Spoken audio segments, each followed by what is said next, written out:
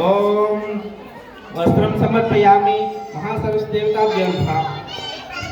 గంధం ద్వారా అందరి దగ్గర గంధం ఉంటే కొంచెం వాటర్ వేసుకొని డైల్యూట్ చేసుకొని ఆ గంధాన్ని అమ్మవారి మీద బొట్టుగా పెట్టండి. బుక్ మీద ఇందాక పెట్టుంటే పర్వాలేదు, పెట్టకపోతే మళ్ళీ పెట్టండి.